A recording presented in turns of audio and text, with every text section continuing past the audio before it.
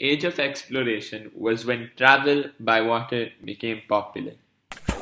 This weird period which started in the 15th century where everyone wanted to be sort of pirates.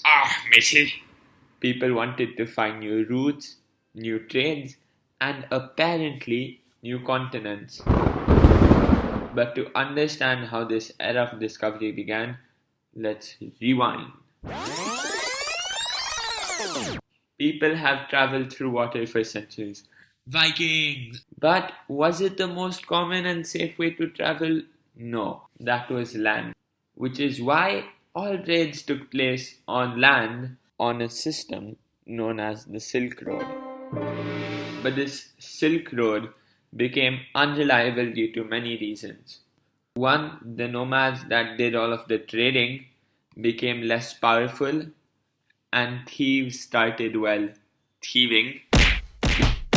Also, many important trade points got conquered by empires that refused to trade. The most important of these trade points was this one, which led to trade being possible in Europe. So, long story short, the Silk Road was facing problems, and the Europeans needed to find a way to get their goods and sweet, sweet spices. The reason they wanted spices was because there were no other preservatives. Without spices, your food wouldn't last more than a week. This made spices so valuable that spice was actually worth its weight in gold. The Europeans spent a long time thinking about what they could do. And then they had a crazy idea. Maybe we could just go by water. Bam. Age of exploration begins. It is important to remember that back then, going from Europe to Asia by boat was a very dangerous task. No one had ever sailed such a long distance before, and the technology wasn't very good.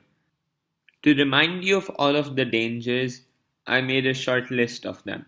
You could drown, you could get lost at sea and drown, your ship could get caught in the middle of a storm and then drown, you could run out of food and starve to death and then drown, and lastly, you could also drown. But some genius man from Portugal did not care about these dangers. His name was Vasco da Gama, and he would be the first person to sail from Europe to Asia. Before da Gama, some Europeans made an effort to reach Asia in the name of exploration, but they really only made it to here, to the Cape of Storms, which is today known as the Cape of Good Hope. He was smarter than the others. He knew the winds of the Cape were too strong to normally sail through, so he did something clever.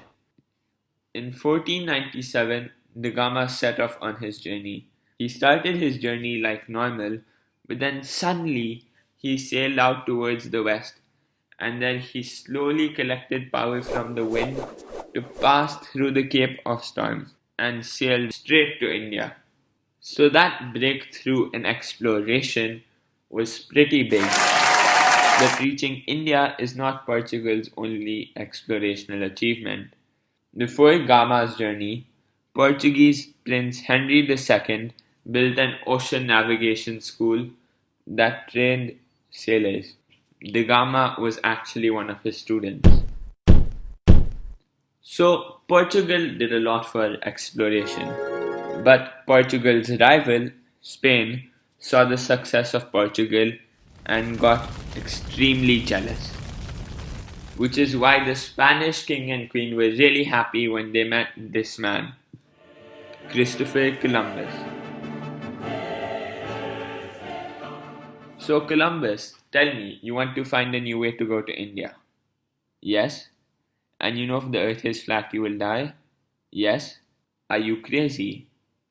No. Give Columbus all of our ships. And guess what? Columbus sailed off into the distance and he reached India. He got all of those good spices. And it was so. Oh, wait, what? Columbus didn't actually reach India. He ran into a small obstacle along the way. Two whole continents. Two whole continents. That they didn't know existed. And this was the first time someone from the old world, which was Europe and Asia, had traveled to the new world, the Americas, and actually made their way back. Even though it took the Europeans a while to realize that it was not actually India. So, what did the Europeans do when they reached the Americas?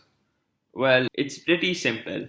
The only things Europeans were after were gold, God, and glory. They wanted gold to be rich, obviously. They wanted to spread the religion of Christianity, and they wanted that glory. Because of these wants, the locals suffered. In the case of the Native Americans, they were captured as slaves and were exploited for money. The locals were forced to convert to Christianity, and Columbus definitely got his glory. Sadly, by the time the Europeans were done, 90% of all the Native Americans were gone. But good things also came out of all of this exploration. For example, Europeans had never seen corn or potatoes, and Native Americans got coffee and grapes out of the exchange. Thank God all of this happened, or food would be weird today. Ew. In the end, it's up to you. Was the age of exploration just a terrible period that caused harm, or was it essential for advancement? You decide, and if you do decide, let me know in the comments. That's just about it, and I'll see you later.